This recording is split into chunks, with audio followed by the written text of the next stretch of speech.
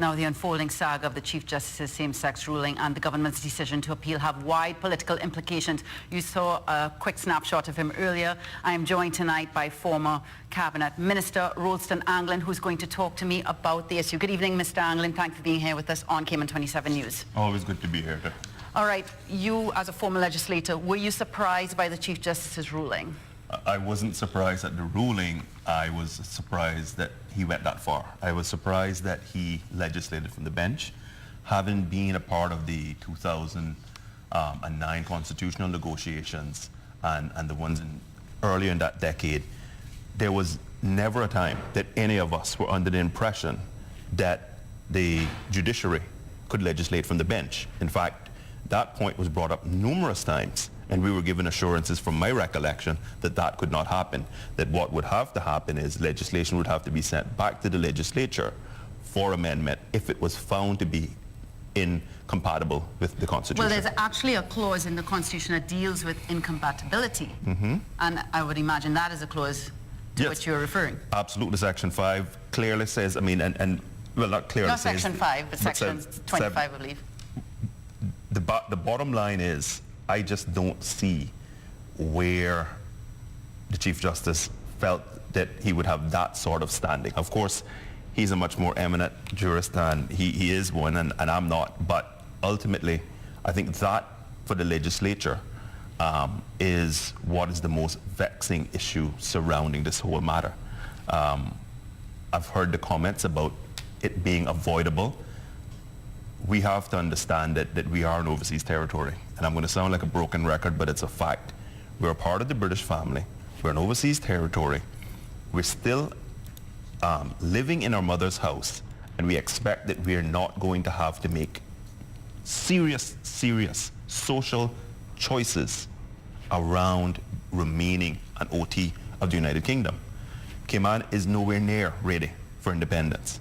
And so, to my mind, having a showdown over this issue is one that is not going to be one that is good for Cayman and for Caymanians. Are you saying then that you don't agree with the appeal that government has launched or is planning to launch? I think the appeal is necessary because we have to ensure that the Constitution and how it operates is solid and works, because we do not want to have repeats of the Chief Justice or any judge changing legislation from the bench. That is certainly not what any democracy, or certainly not the Cayman democracy, envisages or wants.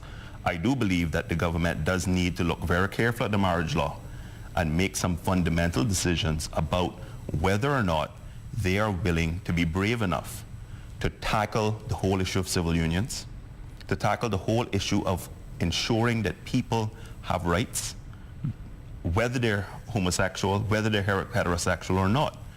And also, we have to ensure that irrespective of what this ruling brings with it, we now need to ensure that we start to protect the religious institutions who themselves are upset. And to my mind, one of the things that government ought to consider and look at is whether or not the marriage law ought to have two pathways to union. One that involves a government-issued certificate of marriage, one that is religious in nature and can only be pronounced by persons who are deemed to have the requisite religious qualifications, but recognize in law that those religious ceremonial marriages also have equal standing and are actual Cayman Islands union or marriage certificates. Because to my mind, we can kick this down the road as far as we want. It's going to be just like a lot of the other issues that Caymanians were against. We were against taking away the strap out of school. We were against ending of hanging. We were against homosexual acts in private. We lost every one of those battles. And you believe that this is one that will be lost as well? We're going to lose it eventually. In my mind, we might as well try and come up with the best solution that fits our cultural context and ensures that our churches and any person that belongs to a religious organization, irrespective of their denomination or type of faith, doesn't have to be forced to marry persons of the same sex. So before we wrap quickly, you're saying then that government needs to think outside the box, or at least put thinking caps on. But can they do that while this is now going towards an appeal? everything in my mind, and you can correct me if I'm wrong, it pretty much comes to a standstill while we go through this appeal process. Things will be on hold, but just because they're on hold doesn't mean that we shouldn't be doing work in the background. Doesn't mean that we shouldn't be looking at ourselves as a community, ensuring that all of the things that are part of our secular tradition of marriage is upheld and strengthened by our marriage law, while at the same time giving a pathway to those who have alternate lifestyles. Mr. Rolston, Anglin, thank you so much for being here with us on Cayman 27 News and lending your voice to this discussion. Thanks for having me.